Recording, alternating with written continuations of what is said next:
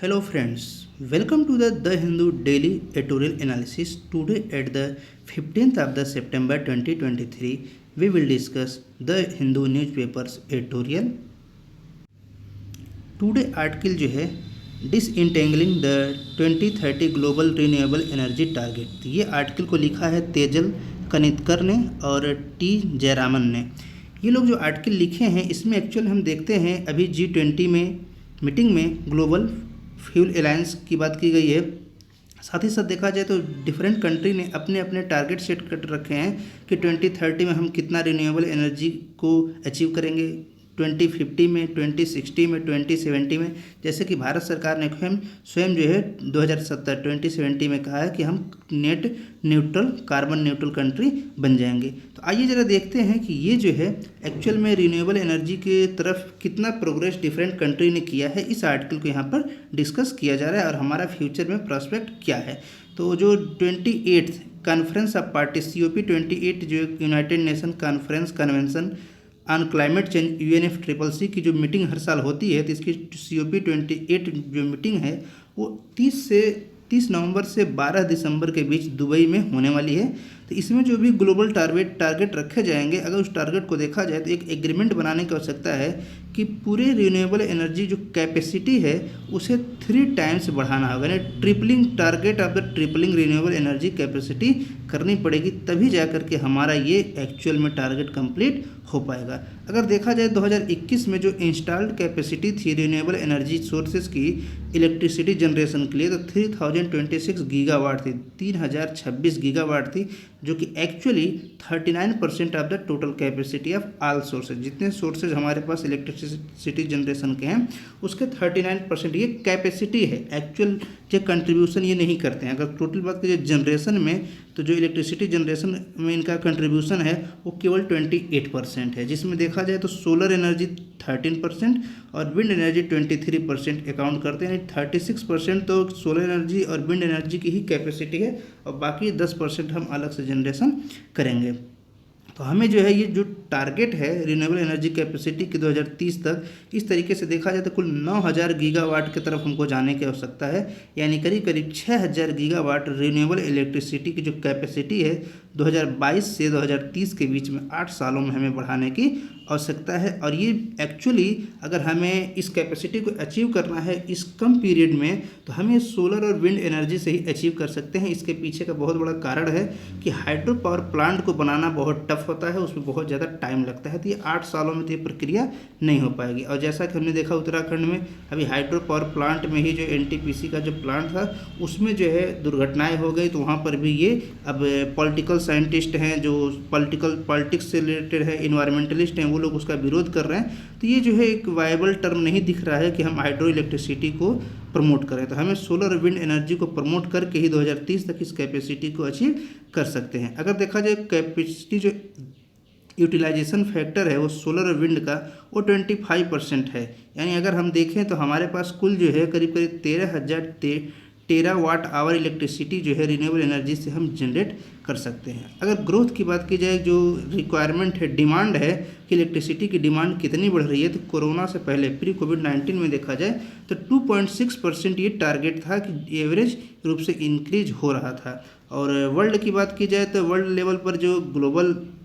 Electricity demand है वो actual में ग्लोबल इलेक्ट्रिसिटी डिमांड की बात नहीं की जाती है, ग्लोबल एग्रीगेट एक्रॉस कंट्री की बात की जाती है कितनी डिमांड है। तो डिफरेंट कंट्री की देखा जाए तो हाईली डिफरेंशिएटेड है, डिफरेंट कंट्री में इनकी डिमांड ज़्यादा है। इस एक्चुअल देखा जाए तो डेवलप्ड कंट्री अपनी डिमांड को लगभग स्थिर कर चुके हैं, उसमें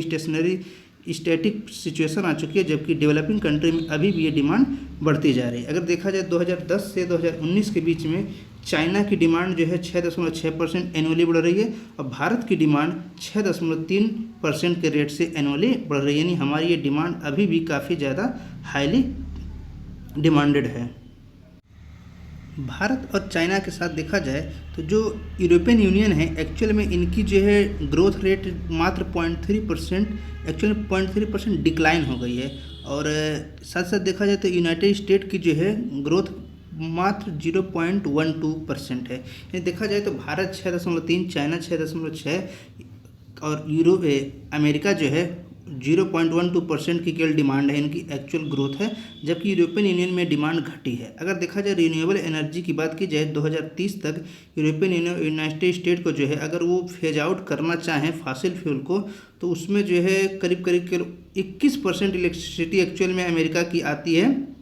अमेरिका की, और 37% जो है इनकी रिन्यूएबल एनर्जी से आती है। यानी वो फेज आउट करना चाहें तो उनके लिए काफ़ी आसान नहीं होगा। लेकिन अगर यूएस से चाहे यूरोपियन यूनियन अगर इसको फेज आउट नहीं करना चाहते हैं, तो जो उनकी एक्चुअल में डिमांड है इलेक्ट्रिसिटी की अमेरिका की, उसे मात्र 26 gigawatt new renewable energy capacity को इस्टेब्लिश करने की ज़रूरत है, जो कि बहुत कम अमाउंट है अमेरिका जैसे देशों के लिए, और उसकी पूरी डिमांड कंप्लीट हो जाएगी। इस तरीके से देखा जाए तो अगर वो फेज आउट करते हैं तो उनके लिए बहुत बड़ी समस्या है, लेकिन अगर फेज आउट नहीं करते हैं फॉसिल फ्यूल को तो उनके लिए कोई बड़ी समस्या एनर्जी डिमांड नहीं है। भारत की बात की जाए तो भारत में जो है करीब करीब 717 गीगावाट रिन्यूएबल एनर्जी कैपेसिटी को और एडिशनल डिमांड हमारी रहेगी। यानी अगर हम ट्रिपलिंग टारगेट की जो बात कर रहे हैं तो वो हमारे लिए करीब करीब 12% शेयर हमारा हो जाएगा। अगर फॉसिल फ्यूल की बात की जाए जो इलेक्ट्रिसिटी प्रोडक्शन में, तो यूनाइटेड स्टेट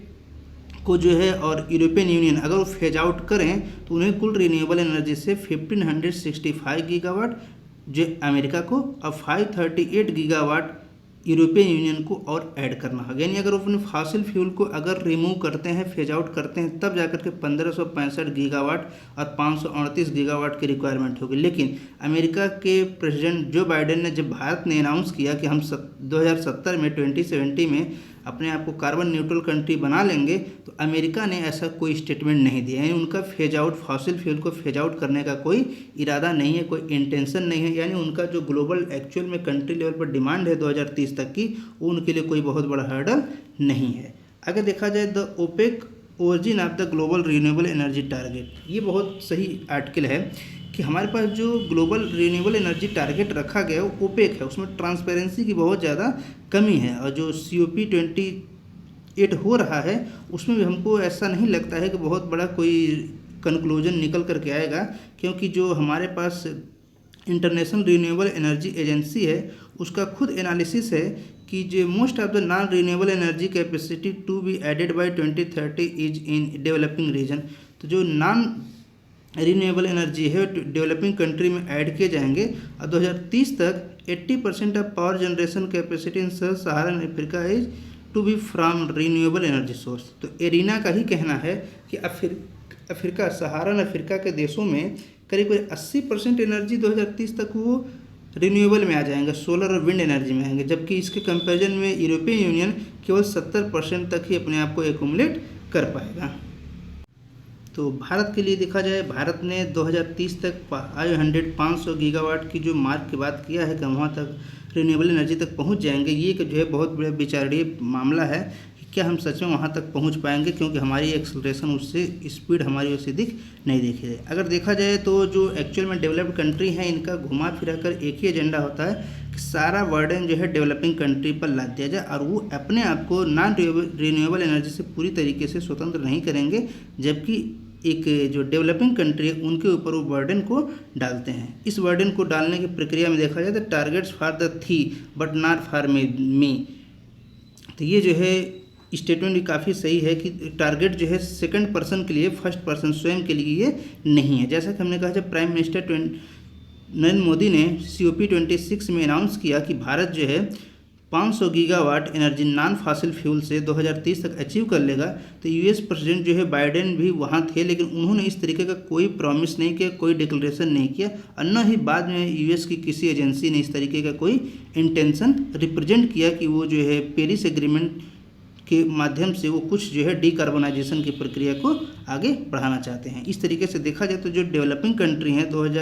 जो COP23 जो है इसी साल नवंबर में हो रही है, उसमें स्पेशली इंडिया को ये काफ़ी ज़्यादा ध्यान रखने की ज़रूरत है कि जो हम global renewable energy tripling capacity की बात कर रहे हैं, कोई भी कमिटमेंट करने से पहले ये ध्यान रखना चाहिए कि जो नॉर्दर्न कंट्री, यूरोपियन कंट्री है, अमेरिका है, क्या वो कुछ ऐसा कमिटमेंट कर रहे हैं। अगर हाँ, तभी हम अपना टारगेट को फिक्स करें, एक टारगेट को डोमेस्टिकली रखें। अदरवाइज हमें भी इक्विटेबल और कमेंसुरेट विद देयर रिस्पॉन्सिबिलिटी के साथ साथ हमें देखना चाहिए कि रिस्पॉन्सिबिलिटी सबकी है। इसलिए जो नेशनली डिटरमाइंड कंट्रीब्यूशन की बात हो रही है पेरिस एग्रीमेंट से ही, तो उससे 2015 में पेरिस एग्रीमेंट हुआ, तब से हो रही, लेकिन आज तक जो है नेशनली डिटरमाइंड कंट्रीब्यूशन आज तक एग्रीमेंट हो नहीं पाया है। G20 की मीटिंग में भी कुछ लोगों ने कहा है कि $4 ट्रिलियन US की बात उन्होंने कहा है कि हम जो है इसको हेल्प करेंगे, और 100 बिलियन का जो है पूरा एक आंकड़ा बनाया जा रहा है। लेकिन ये देखने वाली बात है कि कोई नॉर्दर्न कंट्री, वेस्टर्न कंट्री अगर कोई कमिटमेंट करें तभी डेवलपिंग कंट्री को करना चाहिए, अदरवाइज बचने की आवश्यकता है। नेक्स्ट आर्टिकल है changing the way the postman knocks. देखा जाए तो भारत सरकार ने, यूनियन गवर्नमेंट ने राज्यसभा में एक बिल पेश किया है, द पोस्ट ऑफिस बिल 2023। उसको राज्यसभा में इंट्रोड्यूस किया गया। उसी के रेफरेंस में आर्टिकल लिखा गया है कि जो इंडियन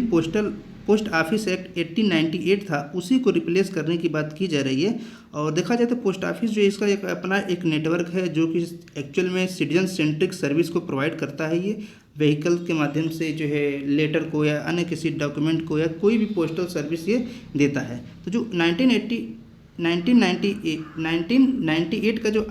एक्ट था वो एक्चुअल में काफ़ी पुराना भी हो चुका है, अंग्रेज़ों के समय का। तो ये हमें सही है कि हमें इसको बदलने की आवश्यकता है। लेकिन जो इसमें बदलाव हो रहा है उसमें कुछ सरकार जो है कुछ ब्रॉड लेवल पर चेंज करना चाहती है, और उसमें एक्चुअल में कुछ फ्लेक्सिबिलिटी भी लाना चाहते हैं। जो सर्विसेज हैं उनकी प्राइस को कम्पिटिटिव बनाने की आवश्यकता है, क्योंकि जो पोस्ट ऑफिस है एक कुरियर सर्विसेज जो है वो पोस्ट ऑफिस काफ़ी पीछे कर दी हैं, और पोस्ट ऑफिस का जो कंट्रीब्यूशन है वो काफ़ी ज़्यादा कुरियर सर्विस में कम हो गया, करीब करीब केवल 15% है। साथ ही साथ देखा जाए तो इस बिल में सेंट्रल गवर्नमेंट ने, यूनियन गवर्नमेंट ने हो सकता है आगे चलकर नोटिफिकेशन के माध्यम से जो ऑफिसर हैं उन्हें एम्पावर करेंगे, उन्हें पावर देंगे कि जो पोस्ट ऑफिस है वो intercept, open and detain in the interest of the security of the state. अगर किसी भी जो उन्हें कोई डॉक्यूमेंट मिला है, चाहे कोई पोस्टल सर्विस के लिए कोई आर्टिकल मिले हैं, तो उसे क्या कर सकते हैं, ओपन भी कर सकते हैं। और अगर उसमें कुछ ऐसी सामग्री पाई जाती है जो कि देश हित में नहीं है, किसी देश की सिक्योरिटी के साथ खतरा है, फ्रेंडली रिलेशन किसी फॉरेन कंट्री के साथ जो है हमारे बिगड़ सकते हैं, पब्लिक ऑर्डर हो या इमरजेंसी सिचुएशन हो या पब्लिक सेफ्टी हो, इन सब मामलों में कुछ ऐसे कंट्राडिक्टरी प्रोविजन है लेकिन वो सही हैं जो कि पहले एग्जिस्टिंग एक्ट 1898 में भी थे, उसको जो है सरकार एक्टिव रखेगी। जैसे कि स्पेशली जो स्मगलिंग होती है, बहुत सारी चीज़ें जो हैं किसी दूसरे वस्तु में छिपा करके स्मगलिंग कर देते ड्रग्स के। तो अगर पोस्टल डिपार्टमेंट चाहे तो किसी चीज़ को अगर उसे शक हो तो उसे ओपन कर सकता है लिफाफे को, या जो पैकेट है उस पैकेट को जो है वहाँ पर अगर कोई एक्सप्लोसिव निकला, फिल्थी, नॉक्सियस, डिटेलियस कोई सब्सटेंस है, उसको क्या कर सकता है पोस्ट ऑफिस डिपार्टमेंट उससे डिस्ट्रॉय कर सकता है। यानी देखा जाए तो जो स्मगलिंग और अनलॉफुल ट्रांसमिशन ड्रग्स के हो रहे हैं उन पर रोक लगाने पर ये जो है काफ़ी जो है एक सकारात्मक कदम होगा। और देखा जाए तो ये जो है इस तरीके के सिमिलर लेजिस्लेशन कुरियर सर्विस के पास नहीं है। यानी कोई व्यक्ति जो है प्राइवेट कुरियर सर्विस है उनके पास इस पावर नहीं है कि उसको ओपन कर सकें लिफाफे को या पैकेट्स को और वहाँ पर देख सकें कि अगर ड्रग्स है तो वो उसे डिस्ट्रॉय करें। इसी पावर जो है केवल पोस्ट ऑफिस के पास दिया गया है। लेकिन पोस्ट ऑफिस की देखा जाए तो इसके पास केवल 15% का मार्केट शेयर प्रेजेंट टाइम में बचा है, इसके पास शेयर जो नहीं है। इस तरह देखा जाए तो इसके पास एक लिमिटेशंस भी है, इसके पास एक्सेस बहुत कम है। फ्यूचरिस्टिक पोस्टल डिलीवरी की बात की जाए तो ये जो नया बिल है, सेंट्रल गवर्नमेंट ने standard for addressing on the item address identifier and usages of post code ये बना रही है। उसमें उसका मेन प्रोविज़न ये रखा जाएगा कि जो डिजिटल कोड उसमें यूज किए जाएँ जियो स्पेशल कोऑर्डिनेट को, जिससे कि स्पेसिफिक जो प्रीमाइसेज हैं जहाँ पर उस आर्टिकल को भेजना है उसे जो है सुनिश्चित किया जा सके। लेकिन ये एक्चुअल में देखा जाए तो जो पोस्टमैन होते हैं वो घर पर आते ही नहीं हैं, आते हैं तो किसी गाँव में किसी एक पर्टिकुलर व्यक्ति को दे करके चले जाते हैं या वहाँ पर लोगों को बुला लेते हैं। तो या तो अपने ही फ़ोन कर देते हैं कि आप पोस्ट ऑफिस पे आइए सामान ले जाइए। तो ये जियो टैगिंग वाली बात तो सही लग रही है, जियो स्पेशल कोऑर्डिनेट्स बना दें, लेकिन ऐसा नहीं है कि ये जो है पूरी फुलफिल हर जगह पर हो पाए। लेकिन फिर भी इसमें हमें सकारात्मक कदम है और इसको हमें आगे बढ़ाना चाहिए। लेकिन जो इस जियो स्पेशल कोऑर्डिनेट्स की बात हम कर रहे हैं ये अभी प्रेजेंट टाइम में भले उसका हमें न दिखता हो प्रयोग, लेकिन फ्यूचर में काफ़ी ज़्यादा उसका इंपॉर्टेंस होने वाला है। क्योंकि जब गवर्नमेंट जो है ड्रोन पार्सल की डिलीवरी जो है ड्रोन के माध्यम से परमिशन सरकार दे देगी, तो ये जियो टैगिंग के जो कोऑर्डिनेट हैं, एस्पेक्ट हैं, ये हमारे लिए काफ़ी ज़्यादा फायदेमंद होंगे कि हम डिलीवरी कर सकते हैं। इस बिल की एक बात और देखा जाए तो इसके जो पहले जो 1898 का एक्ट था, उसका क्लास 4 नंबर को जो है सरकार डिलीट कर रही है। इसके पीछे का एक कारण भी है, अब एक्चुअल में एक्टिव नहीं है या उसका कोई इंपॉर्टेंस या सिग्निफिकेंस बचा ही नहीं है। इसमें मेन बात कहा गया था कि सेंट्रल गवर्नमेंट जो होगी उसके पास एक्सक्लूसिव प्रिविलेज होगी कि किसी भी पोस्ट को किसी भी एक जगह से दूसरी जगह जो लेटर ले जाने हैं ये केवल इनका अधिकार हो। चूँकि अंग्रेजों ने कानून बनाया था तो अंग्रेजों का मतलब था कि सारे पोस्टल सर्विस हमारे कंट्रोल में रहे, लेकिन अब वो एक्चुअल में इंपॉर्टेंस नहीं है कि सारा काम इस पर सेंट्रल गवर्नमेंट ही करे, प्राइवेट कुरियर भी कर रहे हैं। जैसा कि हमने कहा 15% ही पोस्ट ऑफिस के पास डिलीवरी के जो है काम बचे हुए हैं, इसके सर्विस से 15% ही है, तो इसलिए इंपॉर्टेंट ज़्यादा नहीं बचता है, तो इसलिए उसको सरकार भी डिलीट कर रही है। तो इस प्रोविज़न को देखा जाए तो ये डिलीट करने के बाद जो है ये क्या कर रहा है, बहुत सारे कुरियर सर्विस को भी और अलाउ करेगा कि वो ऑपरेशन कर सकें इस तरीके से। और जो ऐसा कि हम जानते हैं 1980 के बाद से ये कुरियर सर्विस अपना सेवाएं देना शुरू कर दिए थे। तो ये आर्टिकल बेसिकली यही है, और इसमें एक्चुअल में जो चीज़ें निकल करके आएंगी, जब ये एक्चुअल में बिल पास होगा तो उस समय उसकी स्क्रूटनी के बाद जो भी चीज़ें मिलेंगी तब हम इसको डिस्कस करेंगे। साइंटिस्टों को रिकॉग्निशन करने की बात की जाए तो इसको क्रम में देखा जाए तो पिछले साल यूनियन गवर्नमेंट के एक डिसीजन की वजह से थोड़ा कंट्रोवर्सी क्रिएट हो गई थी। Council of scientific and industrial research ये जो है हर साल शांति स्वरूप भटनागर पुरस्कार देता है, लेकिन पिछले साल जो है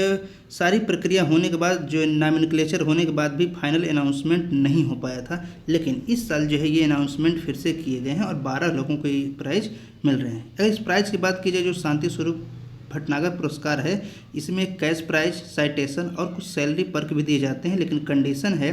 कि उस व्यक्ति की उम्र, जो भी साइंटिस्ट है उसकी उम्र 45 साल से कम होना चाहिए, उसका काफ़ी ज़्यादा अपने फील्ड में एक आउटस्टैंडिंग वर्क होना चाहिए, परफॉर्मेंस होना चाहिए। ये शांति स्वरूप भटनागर पुरस्कार किस किस क्षेत्रों में दिए जाते हैं तो biology, chemistry, engineering, mathematics, medicine, earth science and physical science यानी फिजिक्स में दिए जाते हैं। अगर देखा जाए तो भारत के अपने स्तर पर नेशनल लेवल पर एक तरीके से नोबेल प्राइज ही है जो कि इन 6 फील्डों में दिए जाते हैं। लेकिन सरकार का ये मानना था कि वेरियस मिनिस्ट्री जो डिफरेंट मिनिस्ट्री हो बहुत सारे पुरस्कार देती हैं और इसके प्रेस्टीज को जो है एक धक्का लग रहा है, प्रेस्टीज कम हो रही है पुरस्कारों की। मिनिस्ट्री ऑफ होम अफेयर का ये कहना था कि हमें पुरस्कारों की संख्या घटाना चाहिए जिससे कि उसकी प्रेस्टीज बढ़े, और ये एक तरीके से देखा जाए तो एक ऐसी माना जा रहा था किसी बिग अवार्ड की जो नोबेल प्राइज के तरह का हो उसके जो है समतुल्य हम मान सकें, उस तरीके का अनाउंसमेंट हो सकता था, लेकिन परंतु सरकार ने ऐसा कुछ किया नहीं और फिर फाइनली सरकार ने उसे ही एक्टिव या कंटिन्यू कर दिया। अगर देखा जाए तो एक्चुअल में जो उनके साइंटिस्ट हैं उनके इंडस्ट्रियल वर्क को रिकॉग्नाइज किया जाता है, साथ ही साथ इसका जो है डिफरेंट जो है साइंस और टेक्नोलॉजी है उसमें एडवांस वर्क करने के लिए साइंटिस्टों को एक इंथुजियाज्म मिलता है, एक जिल मिलता है, उनको प्रोत्साहन मिलता है। अगर देखा जाए तो ये जो साइंटिफिक फील्ड है इस फाइनेंशियली बहुत ज़्यादा स्ट्रांग नहीं है, करियर है जिसमें बहुत ज़्यादा पैसे नहीं हैं। हाँ, प्रोफेसर बनने के बाद बहुत ज़्यादा पैसे मिलते हैं, ऐसा कहना बिल्कुल उचित है कि, और ये कहना पैसे नहीं है ज़्यादा सही नहीं है। हाँ, प्रोफेसर बनने के बाद ही पैसे मिलेंगे जब गवर्नमेंट हो, प्राइवेट में कोई सैलरी नहीं मिलती है। तो देखा जाए तो इसमें कुल 12 लोगों को दिया गया है जिसमें 11 लोग तो सेंट्रली फंडेड इंस्टीट्यूशन से हैं, और स्पेशली देखा जाए बहुत सारे साइंटिस्ट जो हैं 12 हैं उनमें से इंडियन इंस्टीट्यूट ऑफ टेक्नोलॉजी यानी IIT से पढ़े हुए लोग ही हैं। अगर देखा जाए तो success of the Indian Chandrayaan 3 mission को देखा जाए तो हाँ, इसमें कहा गया है कि इसमें किसी जो 12th पर्सन है इसमें किसी वीमेंस को नहीं दिया गया, सभी मेल पर्सन हैं। और चंद्रयान 3 को जिस तरीके से हमने देखा कि हमने उसको एक मिशन को डेमोन्स्ट्रेट किया, हमारा चंद्रयान 2 असफल रहा, चंद्रयान 1 सफल रहा, चंद्रयान 2 असफल रहा, लेकिन हमने काफ़ी ज़्यादा कंसिस्टेंटली प्लानिंग किया, इनकरेज किया अपने साइंटिस्टों को, और फाइनली हमने उस डार्क एलाई जो था हमारे उससे हम एक अनसर्टेनिटी और एक फेलियर के डर से बाहर निकले और चंद्रयान 3 को लॉन्च कर दिया। तो अगर इस तरीके से इनकरेज किया जाएगा तो साइंटिस्ट हमारे आगे जो और भी काम करते रहेंगे और देश के प्रेस्टीज और सम्मान में बढ़ोतरी होगी।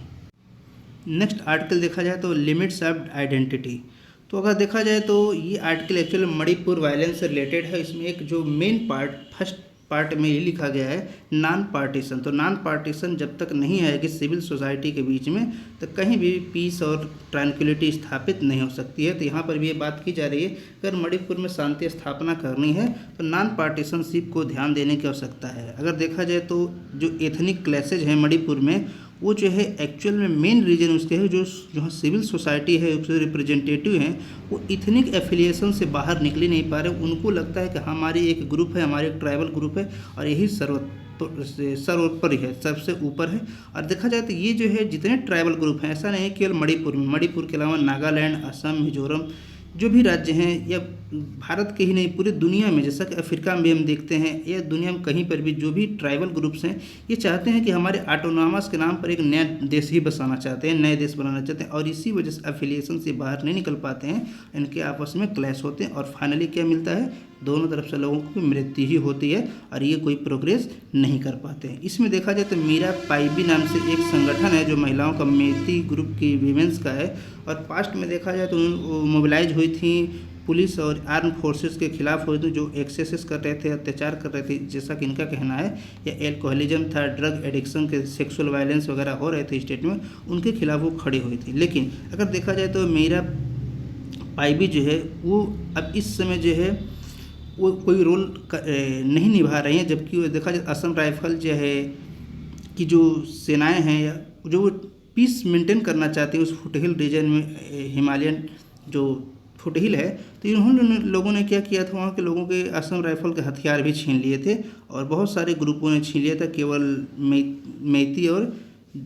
कुकी जो नहीं, ये जितने ग्रुप हैं सभी लोगों ने उनके हथियार छीन लिए, तो इसके वजह से उनके पास हथियारों की कमी नहीं हो रहा पाई और ये स्ट्रगल आपस में ही कर रहे हैं, संघर्ष हो रहे हैं, लोगों की मृत्यु हो रही है। लेकिन अगर यूनियन गवर्नमेंट चाहे स्टेट गवर्नमेंट चाहे कोई एजेंसी अगर शांति स्थापना नहीं कर पा रही है, तो सबसे बड़ा कारण यही है कि जो सिविल सोसाइटी है, उनके रिप्रेजेंटेटिव है, वही जो है वायलेंस में इंगेज हैं डायरेक्टली या इनडायरेक्टली, और वही नहीं चाहते हैं। इसी वजह से जो नॉन पार्टीशनशिप, जैसा हमने स्टार्टिंग में कहा, उसकी कमी है और इस वजह से सरकार चाहे जितना भी प्रयास कर ले, वहाँ पर जो है एक शांति स्थापना नहीं हो सकती है। इसलिए सिविल सोसाइटी जो ऑर्गेनाइजेशन है, इन्हें ही एक जो इथनिक हैट्रेड है, जो आपसी घेड़ा है, जो भेदभाव है, इसको दूर करने की आवश्यकता है, अदरवाइज जो है वायलेंस चलते रहेंगे। और देखा जाए तो पॉलिटिकल रिप्रेजेंटेटिव इसमें जो है उनका भी एक बहुत स्ट्रांग व्यू नहीं रहता है, क्योंकि उनको वोट बैंक करना है। एक कोई एक स्टेटमेंट देते हैं तो हो सकता है दूसरा ग्रुप खुश हो, एक ग्रुप दुख हो तो दूसरा खुश हो, और इस वजह से उनके वोट बैंक में एक डिस्टर्बेंस आ सकता है, इसलिए वो ऐसा कुछ नहीं करते हैं। लेकिन हिस्ट्री की बात की जाए, हिस्ट्री को हमें रिकॉग्नाइज करना चाहिए, उसे देखना चाहिए। तो अगर हिस्ट्री की बात करें तो हमें यही पता चलता है कि नॉन पार्टीशनशिप लीडरशिप में जब तक नहीं आएगा, सिविल सोसाइटी में जब डायलॉग करेंगे और सिविल सोसाइटी पॉलिटिकल रिप्रेजेंटेटिव जब तक नॉन पार्टीशनशिप को अपनाते हुए जो दोषी है उसको सजा दें, जो दोषी नहीं है उसको जो है सहायता करें, उसको जो सुरक्षा प्रदान करें, तभी जा कर के वहाँ पर शांति स्थापना हो सकती है, वहीं पर नहीं कहीं पर भी। तो ये था इस आर्टिकल में, आज द हिंदू के इस आर्टिकल का ये क्रक्स था। तो अगर आप चैनल पर नए हैं तो चैनल को सब्सक्राइब करें, लाइक करें, शेयर करें। So thanks for the watching the video. जय हिंद, जय भारत।